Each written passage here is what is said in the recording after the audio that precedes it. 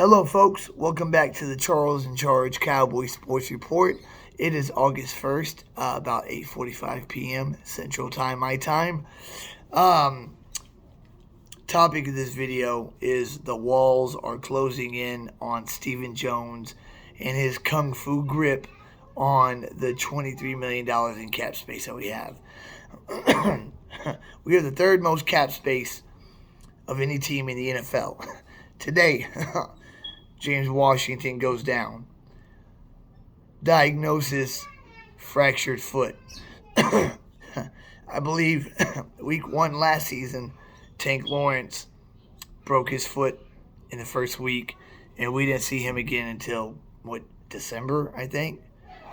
September, first game, and then he went back until the last month of the year. So, he won't be ready for week 1, that's for sure.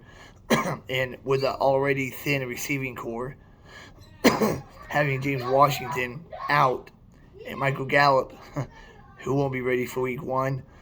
Right now, you're looking at CeeDee Lamb and 2 rookies to start week 1. That won't cut it. We just saw Tampa Bay sign Julio Jones because of the same reason. No more AB. Godwin is in the same position Gallup is in. No more Gronk. So they need veteran presence out there to go sign Julio Jones. What is the point of having $23 million? We're supposed to be immune to situations like this. That's why you have cap money put away for second or third string guys that go down that are going to be a big part of your team. If they go down, you get the cap money to replace them. Stephen Jones cannot keep dancing around this. Devontae Bond already went down for the season in OTAs, our linebacker. Now James Washington with a fractured foot. The 2 thinnest positions on our team, linebacker and wide receiver. So without James Washington and without Gallup starting, you're looking at CeeDee Lamb, Tolbert, and wide receiver 3 would be Simi Fehoko or maybe TJ Vasher or maybe Noah Brown or Drummond. Who knows? All I know is that now that we know that it's a fractured foot, there ain't no chance in hell he's going to be ready for the first quarter of the season. He might even miss the first half of the season. It just depends on how fast he heals. And being a wide receiver is going to need to be, pretty healed up. Because you run routes, precise routes to get open. Stephen Jones, the walls are closing in. You have to let go of some of that money and start spending it. What is the point of having it if you're just going to bury it in the ground? The salary cap is going to go up exponentially the next 2 years. So that excuse that you're saving it to sign Lamb and Diggs to an extension next year is crap. And we all know it. By 2024, the cap room will be up by $90 million. So now we're going to sit back and see what Cap Boy does, or maybe Jerry Jones finally takes reins back from him, puts the pants back on, and goes out and makes a Jerry Jones move. Whether it be a sign or whether it be a trade. A trade on a team that's rebuilding. Somebody somewhere. You still got T.Y. Hilton out there. You still got Will Fuller. And you still got a handful of other guys that will be just as good, if not better, than James Washington. I wouldn't mind just Deshaun Jackson, just because he can still take the top off of the defense. And with Lamb getting the attention from the defensive backs, the secondary, Deshaun Jackson get a lot of one-on-one looks. He can thrive in that position. So what's Cowboy gonna do? It's August 1st. It's still early in camp. I told y'all we're going to be signing people in camp. Whether it's players that aren't looking like we thought they were, or whether it be injury. And we've had our first injury. And let's pray to God that will be the last. Because we had a scare also with J-Ron Curse. Kind of rolled his ankle, but he's all right. He's okay. He's fine. That would have been a humongous blow. Because that guy has got superstar written all over him. So let's sit back and watch what the Joneses do. We have the money to sign whoever we want. And we have the money and the draft capital to trade for whoever we want. So if we're serious about making a deep, deep run this year, Cowboys going to have to do something if Daddy's letting him run the team. But in an interview a couple months ago with, I believe it was Rich Eisen asked Jerry Jones if he's still that radical risk taker that he was in the past. And his answer was a 2-word answer: hell yeah. Well, if that's the case, Jerry, let's see it. Wow us, dazzle us, bring in somebody. Maybe, trade for a big-time receiver, bring him over, or sign Will Fuller. I'd love to see Will Fuller in the slot as fast as he is.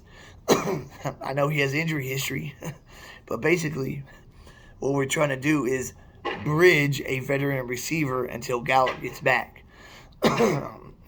And then when Gallup gets back, then you got Lamb and Gallup and then the rookie Tolbert.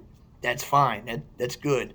But we want a veteran receiver to bridge us until Michael Gallup is fully ready to return to the lineup. James Washington looked like a good fit, but now he's Audi 500. And then whenever he does come back, whenever he is healthy, he will contribute in the lineup in case someone goes down. But we have to make a move. This TJ Vasher, the Simi Fehoko, all this, Drummond, all this crap with these UDFAs and these unknown guys trying to find another diamond in the rough. It's enough of that. We found enough diamonds.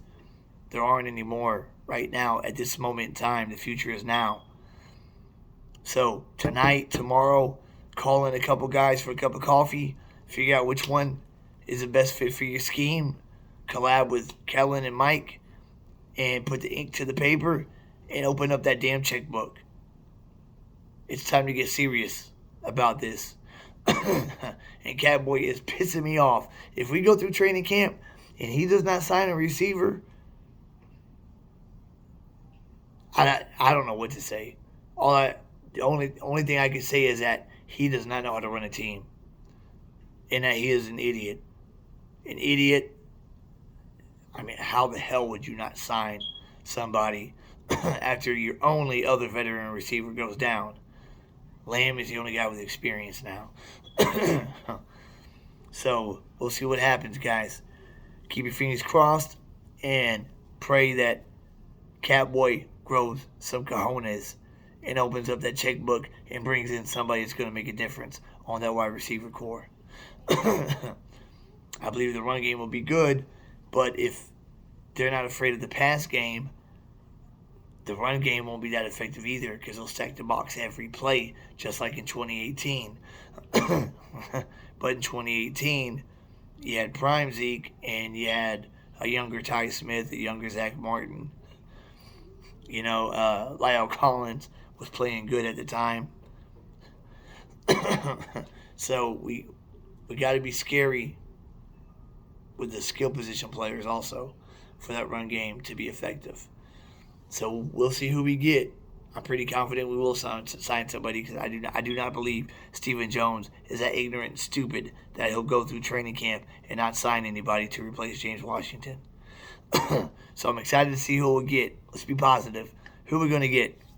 Pin comment on this video. Put in the chat who you would like to sign or trade for. Because we could also trade for somebody. Put a second round pick. Tristan Hill in there because he's probably not going to make the roster. And whoever we bring in, if they're wanting a little bit more money, wherever they're at, they're disgruntled, we can give it to them because we have it to give. Time to make a move, boys. The ball's in their court, the Joneses' court. Let's see if they make the shot. Please like, subscribe, and share, guys. If you haven't subscribed to this channel and you're watching this video, please subscribe. Every subscriber counts. I am on a mission to get to 1,000. If you caught me on Law's show earlier today, he said that while he's in Oxnard, on one of my next videos, he'll get on with me and do a little duo to try to help get me to that 1,000, so I can start doing live shows and whatnot, and collab with him sometimes, and maybe with Mark and stuff like that. That'd be awesome. But please support, guys. Please subscribe. That's first and foremost. I get to 1,000 subscribers, I can start going live. I need 4,000 watch hours too. But by the time I get to that, I believe I'll have the other. So please do that, guys. Every subscriber counts. I appreciate each and one of y'all watching this video, taking the time out to hear my take and opinion on this team. I've bled blue for 30 years. I'm 36. When I was 6 years old, I fell in love with football and the Cowboys. and it's been a roller coaster ever since. Up and down, up and down. So that's it for this episode, guys. Hopefully I have a video tomorrow or the next day or the day after with some badass news about some badass guy that we brought in to make our offense even that more badass. We'll see what happens. That's it for this episode. Charles in Charge is out.